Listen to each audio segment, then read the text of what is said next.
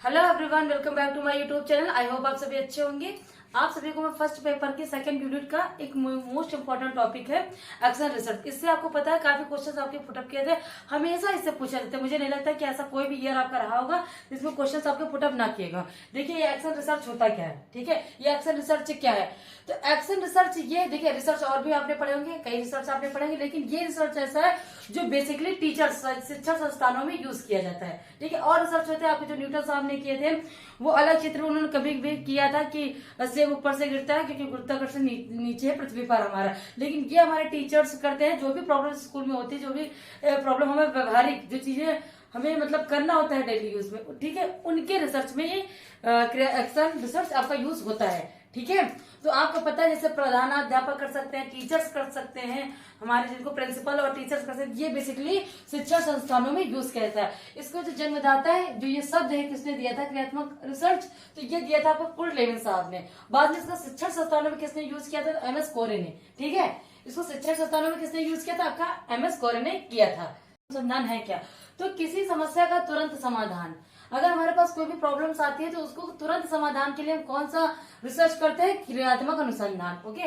तो प्रत्यक्ष अवलोकन, क्रियात्मक अनुसंधान कैसे होता है कि प्रत्यक्ष चीजों को, घटनाओं को, समस्याओं को हम पहले प्रत्यक्ष जो सामने होती है उनको हमको देखना होता है, उसके बाद हम उन समस्या का सोल्यूशन करते हैं। विषय वस्तु दैनिक या व्यवहार, विषय वस्तु ऐसी होनी चाहिए जो हमारे व्यवहार में होनी चाहिए, प्रयोग में। ऐसा नहीं है कि वो परलोक की कई ऐसी विषय वस्तु जिसके बारे में हमको पता ही है, नॉलेज ही ना हो, किसी यूज की ना हो। यह विद्यालय जीवन दैनिक और वास्तविक समस्याओं का एक समाधान है।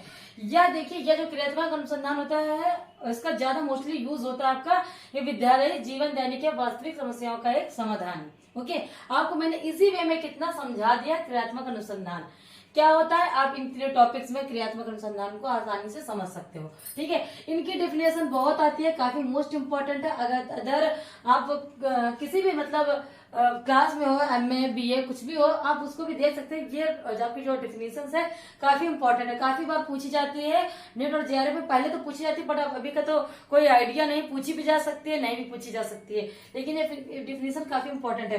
क्या है आपके जो क्रियात्मक अनुसंधान, जो वर्ड कौन लाया था, इसके प्रेरणता कौन थे, वो एम एस कोरे हैं।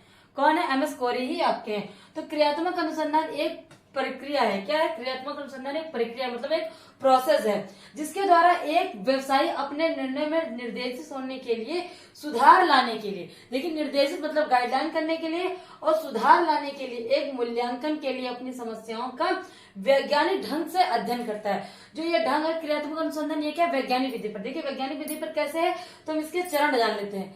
इनके चरणों के आधार पर आपको वैज्ञानिकता पता चल रही है, वैज्ञानिक चरण क्या है और इसके चरण क्या है, उसमें से आप कंपेयर करिएगा। देखिए समस्या का चयन, वैज्ञानिक चरण, वैज्ञानिकता कैसे प्रमाणित करते थे कि पहले समस्या का चयन करते थे, ठीक है। उसके बाद समस्या का कथन या मूल्यांकन करते थे, समस्या को अच्छे से देखते थे, जानते थे, परखते थे। उसके बाद परिकल्पना, हाइपोथेसिस, हम उसके बारे में विचार करते थे कि हमको कैसे प्रॉब्लम को सॉल्व करना है, क्या फैक्ट होंगे, क्या तथ्य होंगे, कैसे हमको सोचना विचारना है। उसके बाद होता है प्रदत्त संकलन मतलब डाटा कलेक्शन, ओके। हम उसके बारे में डाटा कलेक्ट करते हैं कि किन किन तथ्यों से कैसे कैसे हमको इसमें क्या क्या कारण है, क्या क्या चीजें इसमें इन्वॉल्व है, उन चीजों को हम पहले जानते थे। उसके बाद परिकल्पना का परीक्षण करते थे, जो हमने हाइपोथेसिस बनाई है उसको हम देखते कि ये सही बैठेगी या सही रहेगी या नहीं रहेगी। उसके बाद हम अपना रिजल्ट देखते थे, ओके। तो इतना सब करने के बाद हमारा जो क्रियात्मक अनुसंधान है वो अपना काम करता था, ठीक है। उसके बाद आपका ये डायग्राम है कि क्रियात्मक अनुसंधान कैसे होता है,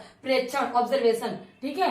पहले हम ऑब्जर्वेशन करते हैं, उसके बाद विमर्श करते हैं, उसके बाद योजना का निर्माण करते हैं, उसके बाद हम क्रियान्वयन करते हैं। तो ये रहा आपका सर्कल क्रियात्मक अनुसंधान का, ठीक है। आपको क्रियात्मक, बस इससे ज्यादा आपका नेट जेआरएफ में इससे ज्यादा आपको कुछ नहीं पूछा जाता है। यही अर्थ हो जाती है, यही आपकी विशेषताएं हो जाती है, ये आपका डेफिनेशन हो गया, ये आपका क्रियात्मक अनुसंधान आपका कैसे वर्क करता है, ये आपके हो गए चरण। आई होप आपको इतना समझ में आ गया होगा। वीडियो अच्छी लगी तो प्लीज लाइक कर, नए आए हो तो चैनल को सब्सक्राइब जरूर करिएगा। Thank you for watching my video.